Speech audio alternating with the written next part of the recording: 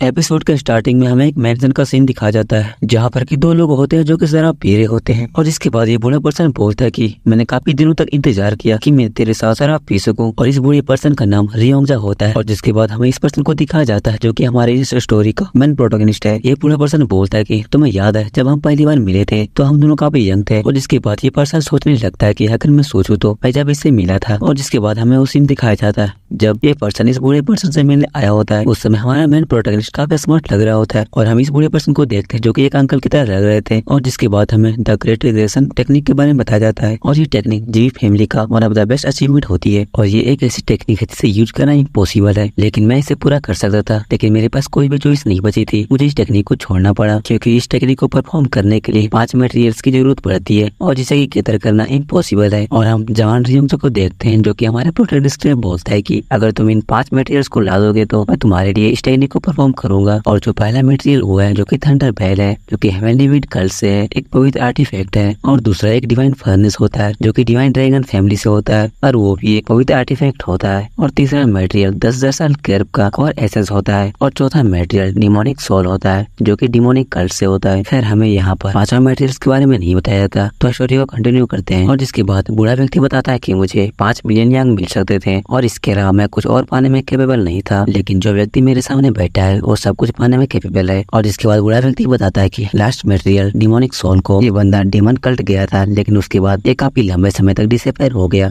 और जिसके बाद ये बूढ़ा पर्सन हमारे मैन प्रोटोगनिस्ट को बोलता है कि मुझे तो लगा था कि तुम कहीं मारे गए हो। खैर मुझे इन सभी चीजों पे विश्वास करना काफी मुश्किल हो रही है, लेकिन आखिर तुम्हें ये मटेरियल्स कहाँ से मिली। और जिस पर कि मैन प्रोटोगनिस्ट बोलता है कि मैंने तो सोचा था कि मैं इस सब चीज को छोड़ दूं क्योंकि इस ग्रेट टेक्निक को यूज करने के लिए इन सभी मटेरियल्स की जरूरत पड़ेगी और फिर मैं सोचा कि मैं तुम्हें मार दूं। और जिसके बाद ये बूढ़ा पर्सन थोड़ा सा चुप हो जाता है। और जिसके बाद हमारा मैन प्रोटोगनिस्ट जो कि इस बूढ़ी के बारे में सोच रहा होता है कि जब मैं इसे मिला था तो मैं काफी छोटा था और अब जब मैं इन्हें देखता हूँ तो अब ये एक बूढ़ा व्यक्ति बन चुके हैं और इसका गिबार पक चुका है और उसके आसपास की हवा भी काफी बदल गई है। और हाँ ऐसा हो भी सकता है क्योंकि मैं ग्रेट रिग्रेशन टेक्निक को परफॉर्म करने के लिए 5 एलिमेंट्स को ढूंढने के लिए काफी लंबे समय तक निकला था। और जिसके बाद ये बूढ़ा पर्सन हमारे मैन प्रोटोगनिस्ट से पूछता है कि मैं तुमसे एक लास्ट क्वेश्चन पूछना चाहता हूँ कि आखिर तुम अपने पास्ट में क्यों जाना चाहते हो। इस बात से मैन प्रोटोगनिस्ट काफी गुस्सा हो जाता है और अपने कप को टेबल पे काफी कस के रखता है और उससे बोलता है कि ऐसा इसलिए क्योंकि मैं रिवेंज लेना चाहता हूँ। और ये बातें सुनकर बूढ़ा व्यक्ति खामोश हो जाता है। और जिस पर कि बूढ़ा व्यक्ति हमारे मैन प्रोटोगनिस्ट से पूछता है कि क्या तुम्हें इस लाइफ में उससे बदला लेना असंभव है और वो भी तुम्हारे इस स्किल्स के साथ में, और क्या वो इतना पावरफुल है कि इसकी वजह से तुम्हें पास्ट में जाना पड़ रहा है। और जिस पर कि हमारा मैन प्रोटोगनिस्ट बोलता है कि हाँ कुछ ऐसा ही है। बूढ़ा व्यक्ति पूछता है कि आखिर इस अर्थ पर ऐसा कौन है जिसे तुम इतना हेट करते हो। और हम देखते हैं अपने एमसी को जो कि काफी सीरियस हो जाता है और वो बोलता है कि वो पर्सन हवानूगी है। हवानूगी के नाम सुनने के बाद हम इस बूढ़े पर्सन को देखते हैं जिसे कि काफी जो झटका लगता है। और जिसके बाद हमें बताया जाता है कि मुरिम को स्थापित करने वाले स्ट्रॉन्गेस्ट ग्रुप के 3 लीडर्स जो कि मारे गए। पहला जो कि मुरिम अलायंस के लीडर होते हैं और दूसरा ऑर्थोडॉक्स अलायंस के लीडर होते हैं और चौथा हेवनली डीमन होते हैं। और इन तीनों को हवामूगी ने मार दिया और हवामूगी उस एरा के सबसे स्ट्रॉन्गेस्ट पर्सन थे। और जिसके बाद हम इस बूढ़े पर्सन को देखते हैं जो कि काफी डर जाता है और वो हमारे मैन प्रोटोगनिस्ट से बोलता है कि अगर तुम पास्ट में चले भी जाओ तो मुझे नहीं लगता कि तुम उसे मार पाओगे। और हम अपने मैन प्रोटोगनिस्ट की तरफ देखते हैं जो कि अपने दांत पीसते हुए बोलता है कि चाहे कुछ भी हो लेकिन मैं सिर्फ उसे मारना चाहता हूँ क्योंकि हेवनली डीमन मेरे फादर थे। और इस बात से इस बूढ़े पर्सन को एक और झटका लगता है। और जिसके बाद में हमारा मैन प्रोटोगनिस्ट बोलता है कि मैं इसलिए रिवेंज नहीं लेना चाहता कि उसने मेरे फादर को मारा और मेरे ब्रदर्स को मारा और ये उन लोगों के लिए कोई बड़ी बात नहीं है। और जिस पर कि बूढ़ा पर्सन बोलता है कि तो आखिर तुम रिवेंज किसके लिए लेना चाहते हो। और जिस पर कि हमारा मैन प्रोटोगनिस्ट बोलता है कि उसने अपने सामने आने वाले वो हर व्यक्ति को मार दिया, बच्चे बूढ़े, उसने किसी को भी नहीं छोड़ा। यहाँ तक कि उन बच्चों को मार्शल आर्ट भी नहीं आती थी वो उन सभी को मार दिया, यहाँ तक कि कुत्तों और बिल्लियों को भी नहीं छोड़ा। और जिस पर कि बूढ़ा व्यक्ति बोलता है कि आखिर हाउमुगी ऐसा क्यों करेगा, मैं इस चीज में विश्वास नहीं करता। हमारा मैन प्रोटोगनिस्ट बोलता है कि मुझे इससे फर्क नहीं पड़ता कि तुम इसी पे विश्वास करते हो या नहीं करते हो और मैं इस एज में अपने लक्ष्य को पूरा नहीं कर पाऊंगा, इसीलिए मुझे पास्ट में जाना होगा। और मैं उससे मारने से पहले एक चीज पूछूंगा कि आखिर उस जैसे ताकतवर इंसान को, यहाँ तक कि बच्चों तक को मारना क्यों पड़ा।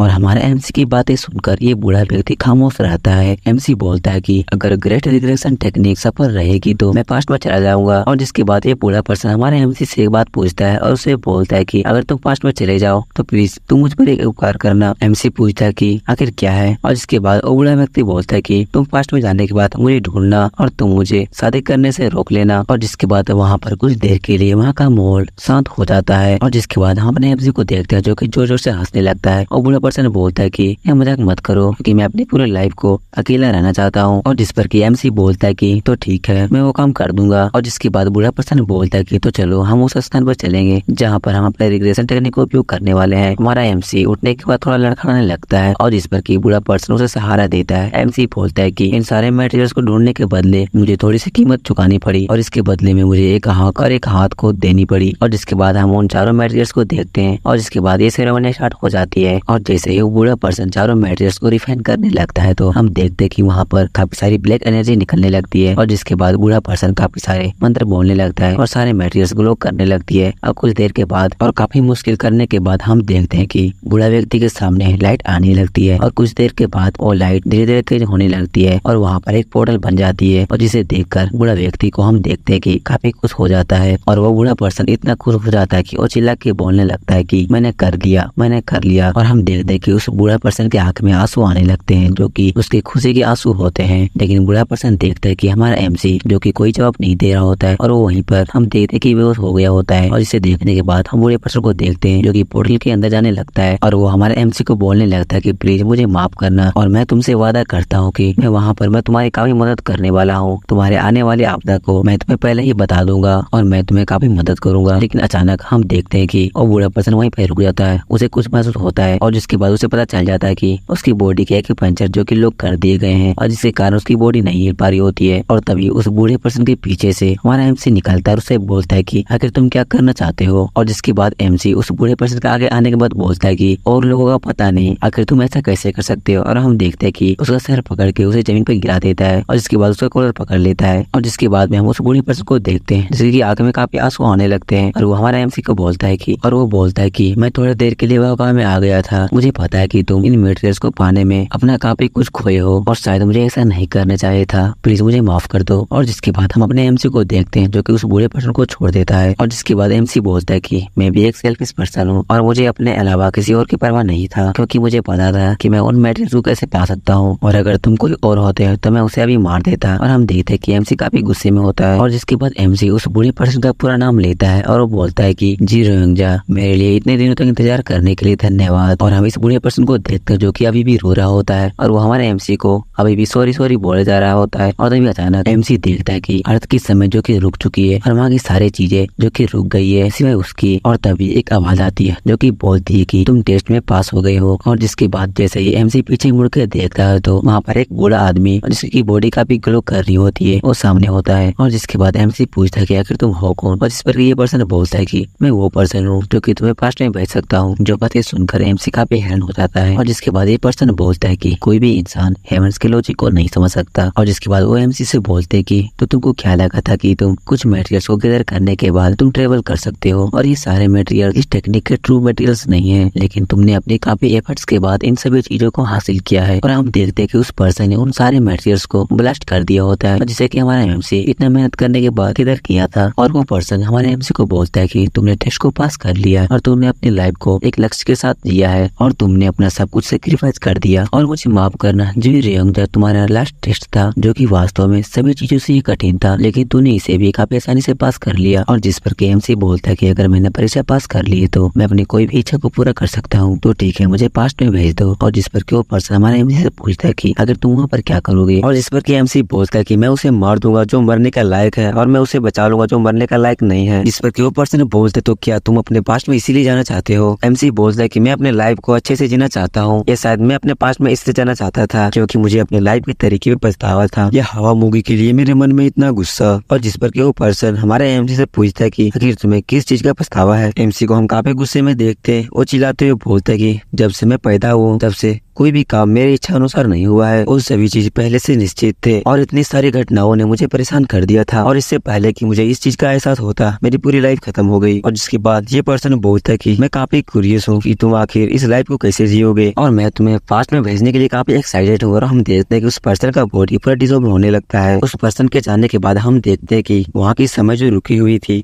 वो नॉर्मल हो जाती है और वो बूढ़ा पर्सन जो कि अभी भी हमारे एमसी से माफी मांग रहा होता है। और बूढ़ा आदमी हमारे एमसी से बोलता है कि मुझे पता है कि ये कहना बेकार है, लेकिन मेरा वादा भूलना मत, क्योंकि तुम्हें मुझे शादी करने से रोकना है। और जिसके बाद हम अपने एमसी को देखते हैं जो कि कुछ नहीं बोलता और उस पोर्टल के अंदर जाने लगता है। और हमारा एमसी इस बूढ़े पर्सन के सामने उस पोर्टल के अंदर चला जाता है। और जिसके बाद हमारे एमसी के आगे खुलती है और वो अपने आप को एक एरेना में पाता है जहाँ पर काफी सारे लोग जो कि उसे चेयर कर रहे होते हैं। और जिसके बाद एमसी अपने चारों तरफ देखता है तो काफी सारे लोग जो कि चिल्ला रहे होते हैं। और हमारा एमसी इस बात से काफी खुश होता है कि फाइनली वो वापस आ गया। लेकिन तभी एमसी को एक खतरनाक प्रेशर महसूस होता है। जब वो पीछे देखता है तो वहाँ पर एमसी के फादर हेमनली डीमन किंग बैठे होते हैं। अपने फादर को जिंदा और इतना अच्छा देखने के बाद हम देखते हैं कि हमारा एमसी जो कि काफी इमोशनल हो जाता है। और एमसी जो कि खुश हो ही रहा होता है तभी उसे आवाज आती है कि उसे कोई बोल रहा होता है कि यंग मास्टर, हम आपकी फाइट के लिए काफी देर से इंतजार कर रहे हैं, तो चलिए फाइट को स्टार्ट करते हैं। और हम देखते हैं कि एक पर्सन जो कि बड़ी सी तलवार लेकर एरेना में खड़ा होता है बिल्कुल हमारे एमसी के सामने। और जिसके बाद हमारा एमसी सामने देखता है तो वो बोलता है कि मुझे पता चल गया कि आज क्या है, आज न्यू डीमन स्क्रीमिश है। और जिसके बाद हमारा एमसी जो कि फाइट करने के लिए रेडी हो जाता है। और ये चैप्टर यहीं पे खत्म होता है। तो नेक्स्ट चैप्टर के लिए लाइक और कमेंट जरूर करें, तभी मैं लाऊंगा। Bye bye.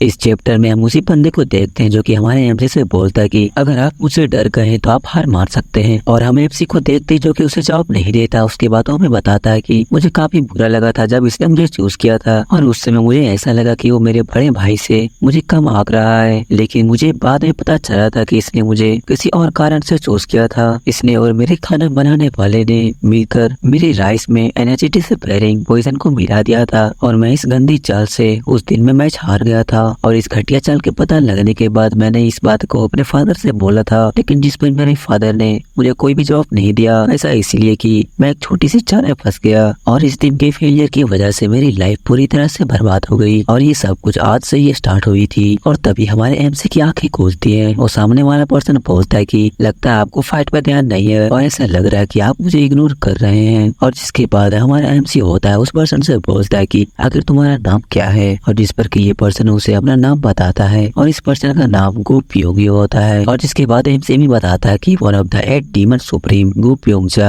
The blood heaven sword demon के 7 डिसेबल में से एक है। और ये बंदा जो कि गुप योगी है वो फिक्स डिसेबल है। और जिसके बाद में हम गुप योगी को देखते हैं जो कि एमसी से बोलता है कि तो आप मुझे तब से इग्नोर कर रहे हैं, मुझे ऐसा लग रहा है कि आप मेरे एबिलिटी को काफी कम आप रहे हैं। जिसके बाद हम अपने एमसी को देखते हैं जो कि अपने फादर की तरफ देखता है और अपने मन में सोचता है कि मुझे पहले नहीं मालूम था, लेकिन मुझे अब सब कुछ मालूम है। मेरे फादर को पता था कि मुझे पॉइजन दिया गया है, लेकिन वो ये देखना चाहते थे कि मैं इस सिचुएशन से कैसे निकलता हूँ। और क्योंकि मैंने अपनी पिछली लाइफ में जो भी कुछ सीखा है वो मेरे पास अभी भी मौजूद है, और मुझे अपने इनर एनर्जी को बिना यूज किए गुपियोंगो को हराना होगा। लेकिन मैं अपने पावर को यहाँ पर शो नहीं कर सकता, मुझे अपनी पावर को फिलहाल के लिए छुपा कर रखना होगा। जिसके बाद एमसी अपने हाथ को ऊपर उठाता और चिल्लाते हुए बोलता है कि मैं कॉन्फिडेंटली ये बात कह रहा हूँ कि यहाँ पर जितने भी कल्ट के हीरोज जमा हुए हैं, मैं ये बोलना चाहता हूँ कि मैं गुपियोंगी से बिना इनर एनर्जी को यूज किए हुए फाइट करना चाहता हूँ। और ये बातें सुनने के बाद वहाँ पर जितने भी लोग होते हैं और उनके साथ में गुपियोंगी भी जो कि पूरे शौक में हो जाते हैं, और वहाँ पर जितने भी लोग होते हैं वो चिल्लाने लगते हैं, जिसकी वजह से हम देखते हैं गुपियोंगी को और उसे भी गुस्सा आ चुकी होती है। जिसके बाद वो भी अनाउंसमेंट कर देता है कि अगर तुम ऐसा चाहते हो तो मैं भी अपने इनर एनर्जी को यूज नहीं करूंगा। और जैसे ही गुपियोंगी ऐसे बातें बोलता है तो हम देखते हैं जितने भी ऑडियंस होते हैं वो सारे चुप हो जाते हैं और आपस में बड़बड़ाने लगते हैं कि ये काफी बोरिंग मैच होने वाला है। और जिसके बाद हम गुपियोंगी को देखते हैं जिसे काफी गुस्सा आ गया होता है, और वो हमारे एमसी से बोलता है कि सेकंड यंग मास्टर, इस बात को आप याद रखिएगा कि मैं भले ही अपने इनर एनर्जी का यूज नहीं कर रहा हूँ, लेकिन मेरे स्वॉर्ड की आंखें नहीं है, उसके सामने कुछ भी आएगी वो उसे काट देगी। और काफी गुस्से में अपने स्वॉर्ड को जमीन पर पटकता है। एमसी जो कि सोच रहा होता है कि मैं अपने अंदर शरीर में कंफर्टेबल महसूस नहीं कर रहा हूँ, मुझे नहीं लगता कि मैं अपने शरीर को अपनी मर्जी से मूव करा पाऊंगा कि नहीं। और जिसके बाद में हम गुपियोंगी को देखते हैं जो कि अपने स्वॉर्ड को रेडी कर लेता है, और वो एमसी से बोलता है कि तो चलो अपने स्वॉर्ड को खोलो। और जिस के हमारा एमसी बोलता है कि मुझे नहीं लगता कि तुम उस लायक नहीं हो कि मैं अपने स्वॉर्ड से तुम्हारे साथ फाइट करूं। और जिस बात से वहाँ के पब्लिक गोपियों पे हंसने लगते हैं, जिस बात से गोपियों काफी गुस्सा हो जाता है और एमसी से बोलता है कि मैं तुम्हें नहीं मारूंगा क्योंकि तुम कल्ट लीडर के बेटे हो। और वो काफी तेजी के साथ में एमसी पे अटैक कर देता है और बोलता है कि लेकिन मैं तुम्हारे हाथ को काट दूंगा। और जिसके बाद गोपियों एमसी पे एक स्लेस लगाता है, लेकिन हम एमसी को देखते हैं जो कि उस अटैक को काफी इजीली डोज कर दिया होता है। और एमसी जो कि सोच रहा होता है कि मैंने जितना सोचा था मेरी बॉडी उससे ज्यादा मूव कर रही है, ये काफी अच्छी बात है। और गोपियों एमसी पर एक और अटैक करता है जिससे कि एमसी ऊपर उछल के उसे डॉज कर लेता है, जिसके बाद वो साइड में खड़ा हो जाता है और एमसी जो कि मुस्कुरा रहा होता है, वो सोच रहा होता है कि इस एज में मेरी हार्ट बीट काफी तेजी से धड़क रही है। एमसी को हंसता हुआ देखकर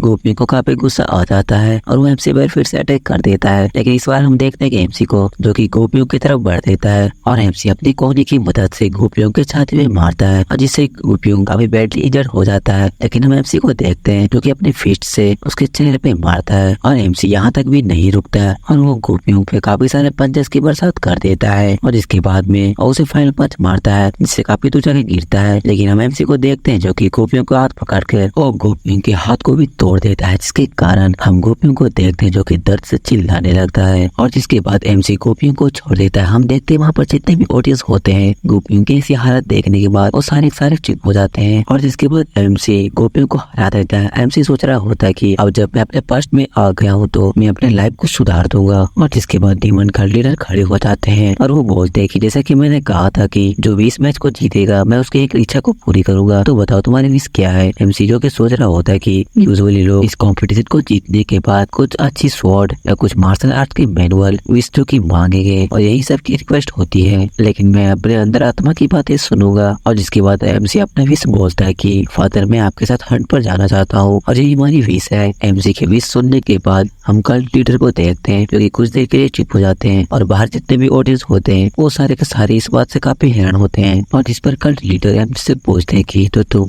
मेरे साथ हंट करना चाहते हो। एमसी बोलता है कि मैंने सुना था कि आप बचपन में आपको हंटिंग करना काफी पसंद था और मैं सीखना चाहता हूँ कि आखिर हंटिंग कैसे की जाती है। और जिसके बाद कल्ट लीडर अपने थ्रोन से उठते हैं और वो एमसी से बोलते हैं कि तो कल सुबह तुम रेडी रहना और जिसके बाद वो वहाँ से चले जाते हैं और एमसी जो कि अपने फादर की तरफ देख रहा होता तभी उसे को इडियट बोलता है जो कि खूब योग्य होता है और एमसी से बोलता है कि मुझे विश्वास नहीं हो रहा कि तुम्हारी विश इतनी घटिया होगी और इस पर कि एमसी उसे चिढ़ाते हुए बोलता है कि 1 मिनट तुम्हारा नाम क्या है और जिस बात से गोपियों काफी गुस्सा हो जाता है। लेकिन हम देखते हैं कि गोपियों को यहाँ से ले जाया जाता है और एमसी जो कि सोच रहा होता है कि अब जब मैं वापस आ गया हूँ तो तुम सभी ने जो लापरवाही जिंदगी जी है मुझे उन सभी चीजों में कोई भी दिलचस्पी नहीं है। इसके बाद हमारा सीन शिफ्ट होता है, हमें दिखाया जाता है हमारे एमसी के कमरे का सीन जहाँ पर वो अपने शकल को देख रहा होता है और वो सोच रहा होता है कि आखिर अभी हवामोगी क्या कर रहा होगा और अगर मैं उसे अभी ढूंढ लेता जब वो पावरफुल ना हुआ हो तो मैं इस सारे मामले को जल्दी निपटा देता। और समस्या ये है कि उसे ढूंढना काफी कठिन है। वो जियांगियों में ऐसे अपेयर हुआ था जैसे वो आसमान से टपका हो, मोरिब एलायंस और ऑर्थोडॉक्स एलायंस, और इसके बाद डीमन कल्ट डिस्ट्रॉय करने के बाद और वो अपने आप को छुपा लिया जिसके बारे में कोई भी इंफॉर्मेशन नहीं है, लेकिन पूरी दुनिया में उसके नाम को बताकर उसे ढूंढने के लिए कोशिश की जा रही है। उसे उसकाने के लिए काफी डेंजरस करवाई है, लेकिन मुझे उससे मिलने से पहले मुझे अपने आप को पावरफुल बनाना पड़ेगा। और जिसके बाद एमसी जो की बुक पढ़ रहा होता है तभी उसे कोई यंग मास्टर करके बुलाता है और उसे बोलता है कि यंग मास्टर आपने आज एक्सीलेंट मारा है। और इसके बाद एमसी पीछे मुड़कर देखता है और उसे लियान करके पुकारता है। इसके बाद हम एक मोटी लड़की को देखते हैं जो कि हमारे एमसी की बॉडीगार्ड होती है और जिसके बाद हमारे एमसी भी बताता है कि ये सही है कि ये हमारे साथ थी और मुझे इस समय नहीं पता था कि इसके मोटे होने का कारण इसने जो मार्शल आर्ट सीखी थी वही मार्शल आर्ट इसकी मोटापे की कारण थी। लेकिन सच तो ये है कि ये सब मेरे लिए था, क्योंकि बॉडी परफेक्शन टेक्निक जो कि यूजर को उसकी बॉडी को काफी मजबूत बनाती है और ये एक काफी सीक्रेट टेक्निक है जिसे कि उसे सिखाया गया था। हालांकि इस मार्शल आर्ट की सबसे बड़ी गलती ये है कि ये यूजर की बॉडी को वाकई में बड़ा कर देता है। और हवामोगी ने जब अपनी औरा की स्वॉर्ड से मुझ पर अटैक किया था तो इस लड़की ने वहाँ पर मेरी जान बचाई थी खुद को सेक्रीफाइस करके। और जिस पर कि लियान हमारे एमसी से पूछती है कि आखिर मुझे आप इतने देर से क्यों दिख रहे हैं, और एमसी जो कि सोच रहा होता कि उसकी वॉइस काफी अच्छी है, उसने मेरे लिए अपनी जान तक दे दी और मैं उस समय उसे एक नॉर्मल बॉडीगार्ड की तरह सोच रहा था। और जिसके बाद हमारा एमसी लियान के सामने जाके खड़ा हो जाता है और लियान जो कि सोच रही होती है क्रिएटर की क्या करने वाला है। और जिसके बाद एमसी में बताता है कि इसकी बॉडी पहले से इस तरह नहीं थी, इस टेक्निक को सीखने के बाद इसकी बॉडी ऐसी हुई। और जिसके बाद में एमसी सोचने लगता है कि जबकि मैं वापस आ गया हूँ तो मैं तुमसे वादा करता हूँ कि मैं तुम्हें इस टेक्निक से आजाद जरूर कराऊंगा।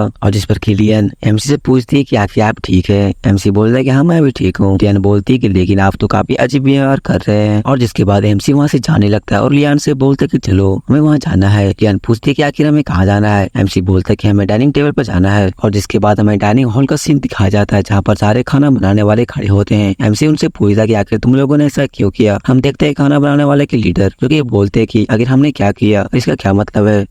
और जिसके बाद एमसी उनके तरफ देखता है और वो बोलता है कि आखिर मेरे राइस में एनर्जी डिसफेयरिंग पॉइजन को किसने मिलाने के लिए बोला था। और जिस पर कि हम देखते हैं कि लियान भी काफी शौक हो जाती है और तभी उन खाना बनाने वाले में से एक जो कि बोलता है कि मैंने कुछ भी नहीं किया, उस दिन तो मैं जुआ खेलने के लिए गया था। उसके बाद एमसी सोचने लगता है कि जुए की लत लगने के कारण इस लड़के पे काफी सारे कर्जा है। इस बंदे ने अपने माँ बाप के सारे पैसे और दोस्तों से लिए हुए कर्जे उन सभी को जुए में हार गया और जिसके कारण उसने मेरे भोजन में जहर देने जैसा पागलपना भरा कदम उठाने का साहस किया। और जिसके बाद में इस बंदे को देखते हैं जो कि अपनी गलती को मान लेता है और वो बोलता है कि मुझसे बहुत बड़ी गलती हो गई, मैंने पैसे के लालच में ये सब कर दिया।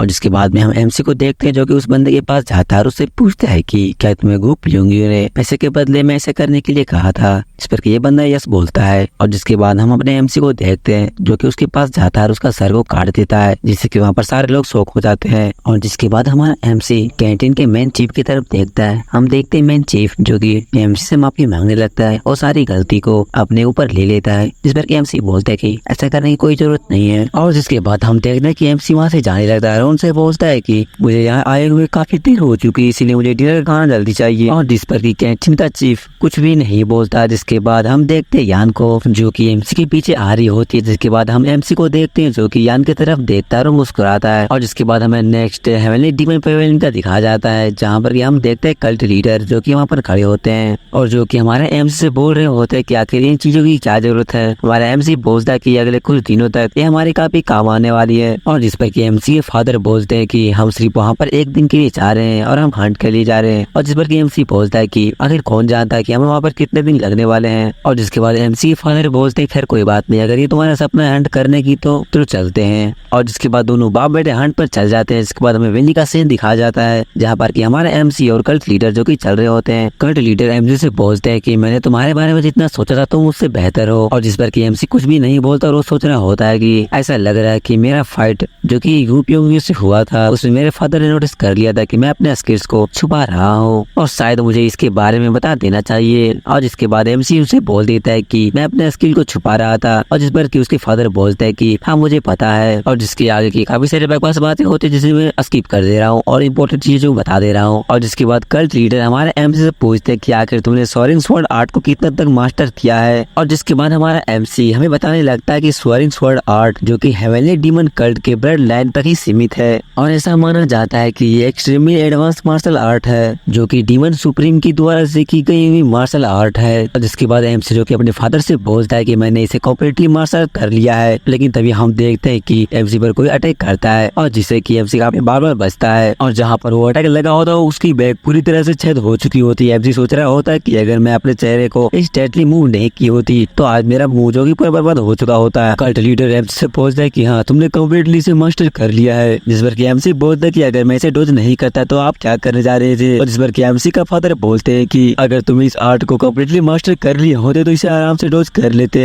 और जिस पर कि एमसी कुछ भी जवाब नहीं दे रहा होता है। और जिसके बाद में कल्ट लीडर बोलते हैं कि तुमने इस उम्र में इसे मास्टर कर लिया है, ये बुरा नहीं है। एमसी उसे थैंक यू बोलता है। और जिसके बाद हमारा एमसी अपने फादर से पूछता है कि आखिर आपको हंट करने किसने सिखाया। और जिस पर कि एमसी के फादर बोलते हैं कि मेरे बड़े भाई ने। और एमसी काफी हैरान हो जाता है और उनसे पूछते हैं कि क्या मेरा कोई अंकल भी है। और जिस पर कि एमसी के फादर बोलते हैं कि हाँ मेरे बड़े भाई की मृत्यु हो गई है जिसे कि मैंने मार दिया जब मैं तुम्हारी उम्र का था। और जिस पर कि एमसी खामोश हो जाता है। जिसके बाद हम एमसी के फादर को देखते हैं जो कि इस वक्त काफी गुस्से में लग रहे होते हैं। और जिसके बाद वो दोनों वहाँ से आगे बढ़ने लगते हैं। हम देखते हैं एमसी को जो कि सोच रहा होता है कि यहाँ तक कि मेरे फादर को भी अपने फैमिली से लड़ना काफी दुख होता है। मैंने अपने पिछली लाइफ में कई बार देखा है कि जो आदमी आगे से काफी पावरफुल और मजबूत दिखता है वो अंदर से काफी टूटा हुआ होता है। और जिसके बाद एमसी के फादर बोलते हैं कि उस सिचुएशन में मुझे कोई और रास्ता नहीं मिला। और एमसी जो कि सोच रहा होता है कि वो अपने भाई को मारे बिना सक्सेसर वॉर को जीतने का कोई भी रास्ता नहीं ढूंढ पाए। और एमसी अपने फादर से बोलता है कि मुझे आशा है कि आप ये नहीं सोचेंगे कि मैं भी ये कर सकता हूँ। मैं वो चीज नहीं कर सकता जो आप नहीं करे थे और आप पहले से ही जानते हैं कि मैं उस चीज पर दोबारा बात नहीं करने वाला क्योंकि मेरा भाई काफी क्रूर और काफी कमीना भी है। एमसी की बातें सुनने के बाद हम देखते हैं डीमन कल्ट लीडर को, जो कि कुछ देर से साथ रहते हैं और एमसी से बोलते हैं कि हम उस व्यक्ति के बारे में बात कर रहे हैं जो कि हमारे अराउंड में नहीं है। और जिसके बाद हमारा सीन शिफ्ट होता है, हमें फिर से वैली का सीन दिखा जाता है जहाँ पर कि दोनों बाप बेटे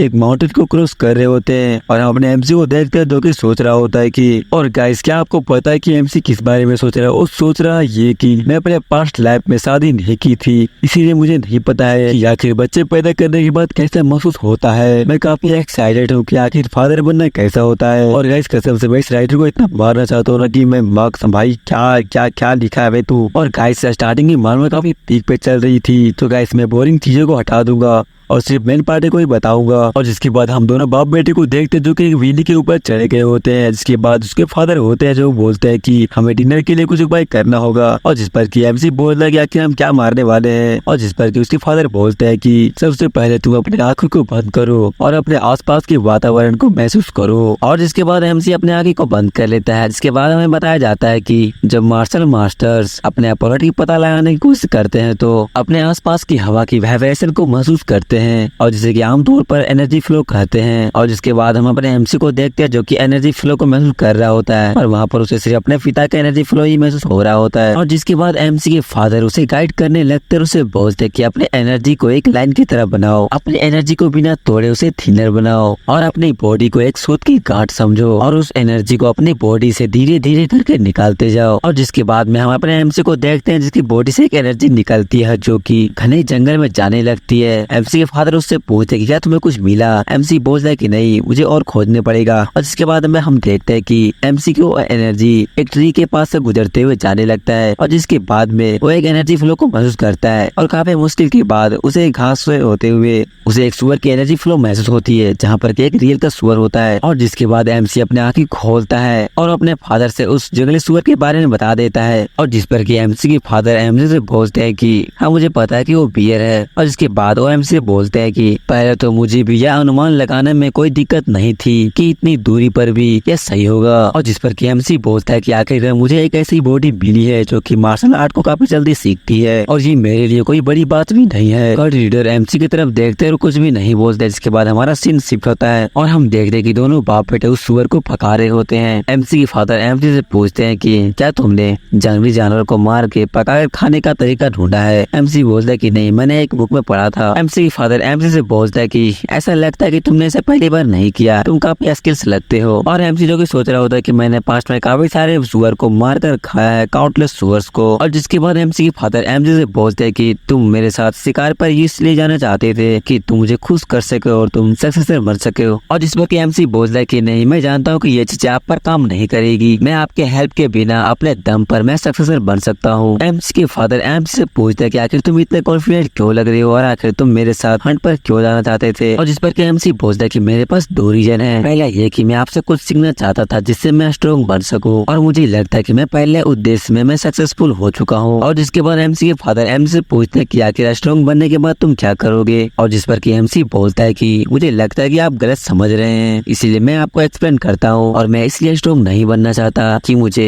हेवनली डीमन बनना है और वैसे भी आप अभी काफी हेल्दी और स्ट्रॉन्ग हैं और इसीलिए हेवनली डीमन बनने के चक्कर में मैं अपने जवानी को बर्बाद नहीं कर सकता। और अगर मैं सक्सेसर बनकर हेवनली डीमन मार्शल आर्ट को सीख सकता हूँ तो मैं इतना में संतुष्ट हूँ। लेकिन एमसी जो कि सोच रहा होता है कि मुझे जल्द से जल्द 9 क्लाइमिटी डीमन आर्ट को सीखना और उसमें महारत हासिल करनी होगी, नहीं बल्कि मुझे उस लेवल से भी बायॉन्ड जाना है। इवन यहाँ तक कि मेरे फादर ने भी 9 क्लाइमिटी डिमोनिक आर्ट पे महारत हासिल की थी, लेकिन फिर भी वो हवा मोगी से हार गए थे और मुझे इस टेक्निक में जल्द से जल्द महारत हासिल करनी होगी। और तभी एमसी के फादर उससे पूछते कि आखिर सेकंड रीजन क्या है और एमसी की आंखें खुलती है। और जिसके बाद एमसी अपने फादर की तरफ देखता है और मुस्कुराता है और उसे जवाब देता है कि मैं आपके साथ अकेले में बात करना चाहता था और हम इस तरह से पहली बार कन्वर्सेशन कर रहे हैं। एमसी की फादर एमसी से बोलते हैं कि इमोशन काफी बेकार चीज है जो कि तुम्हें मार देती है। एमसी बोलता है कि इसमें बेकार वाली क्या बात है, मैं दुनिया के सबसे पावरफुल व्यक्ति के सामने बैठा हूँ और मुझे उससे बात करने की मौका मिला है। और जिसके बाद कल्ट लीडर एमसी की तरफ देखते हैं और कुछ भी नहीं बोलते। एमसी जो कि सोच रहा होता है कि जब भी मैं अपने फादर की तरफ देखता हूँ तो मैं उन्हें अपने मेमोरी में याद करने की कोशिश करता हूँ, लेकिन वो वो मुझे नहीं मिलते। और खैर मैं उस डरावनी चीज को इस लाइफ में मैं याद नहीं करना चाहता। और जिसके बाद सुबह हो जाती है और वो लोग यहाँ से जाने के लिए तैयार हो जाते हैं, जिस पर कि कल्ट लीडर बोलते हैं कि हम कहीं पर नहीं जा रहे हैं क्योंकि तुम हेवनली डीमन के साथ में तुम हंट पे आए हो, इसीलिए हमें पहले टाइगर को मारना होगा। इस बात से एमसी काफी हैरान हो जाता है, जिस पर कि कल्ट लीडर बोलते हैं कि तुम्हें मुझे फॉलो करना चाहिए। और जिस पर कि एमसी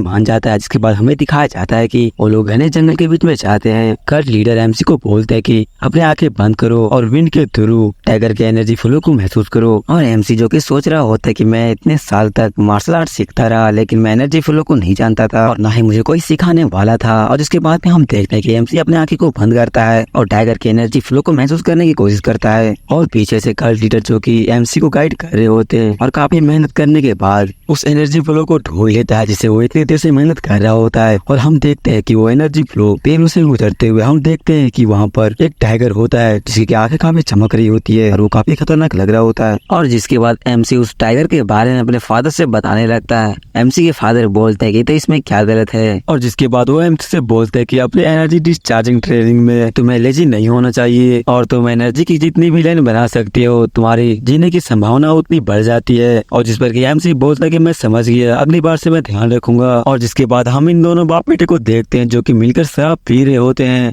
और ये लोग काफी सारे बकवास बातें करते हैं जो कि मैं स्किप करने वाला हूँ।